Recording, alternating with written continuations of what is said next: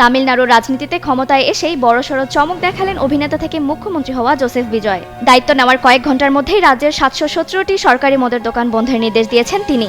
ধর্মীয় উপাসনালয়, school, college ও বাস স্ট্যান্ডের আশেপাশে থাকা এসব দোকান 2 সপ্তাহের মধ্যে সরিয়ে নিতে বা সম্পূর্ণ বন্ধ করতে বলা হয়েছে।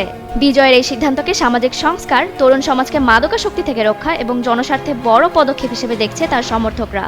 তবে রাজ্যের অন্যতম বড় রাজস্ব আয়ের উৎস হওয়ায় এই সিদ্ধান্তে তামিলনাড়ুর অর্থনীতিতে কী প্রভাব পড়বে তা নিয়েও শুরু হয়েছে ব্যাপক আলোচনা।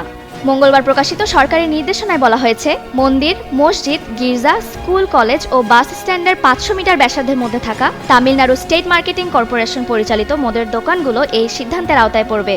ভারতীয় সংবাদ মাধ্যম ইন্ডিয়া টুডে জানিয়েছে, বর্তমানে তামিলনাড়ুতে মোট 4765টি সরকারি মদের দোকান রয়েছে।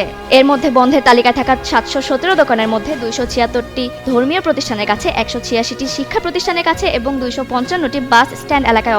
খবরের সব সিরিয়াস আপডেট তো জানলেন, এবার একটু বিনোদন হয়ে যাক। ঘুরে আসুন আমাদের চরবিজয় গ্রুপ চ্যানেল থেকে। এই ভিডিওর ডেসক্রিপশন বক্সে আমাদের চ্যানেলের লিংক আছে, এক ক্লিকে গিয়ে দেখে আসুন। অবস্থিত। দায়িত্ব নেওয়ার পরপরই বিজয়ের এই পদক্ষেপকে সামাজিক সংস্কার ও জনকল্যাণমূলক উদ্যোগ হিসেবে তুলে ধরেছে তার সরকার।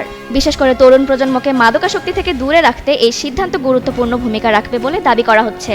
তবে তামিলনাড়ু সরকারের অন্যতম বড় রাজস্ব আয়ের উৎস হওয়ায় এত বিপুল সংখ্যক দোকান বন্ধে সরকারের আয় কতটা কমবে তা নিয়ে রাজনৈতিক ও অর্থনৈতিক মহলে আলোচনা শুরু হয়েছে। মদের দোকান বন্ধের পাশাপাশি নতুন সরকার আরও বেশ কয়েকটি জনকল্যাণমূলক সিদ্ধান্ত অনুমোদন করেছে। এর মধ্যে রয়েছে আবাসিক গ্রাহকদের জন্য 200 ইউনিট পর্যন্ত বিনামূল্যে বিদ্যুৎ, নারী নিরাপত্তার জন্য বিশেষ বাহিনী গঠন এবং প্রতিটি জেলায় মাদক বিরোধী ইউনিট স্থাপন। 51 বছর বয়সী অভিনেতা রাজনীতিক জোসেফ বিজয় রোববার তামিলনাড়ুর মুখ্যমন্ত্রী হিসেবে শপথ নেন। তার দল টিভিকে একক বৃহত্তম দল হিসেবে আবির্ভূত হওয়ার পর কংগ্রেস, বাম দল, ভিসিকে ও মুসলিম লীগের সমর্থনে প্রথমবারের মতো রাজ্যে জোট সরকার গঠন করে।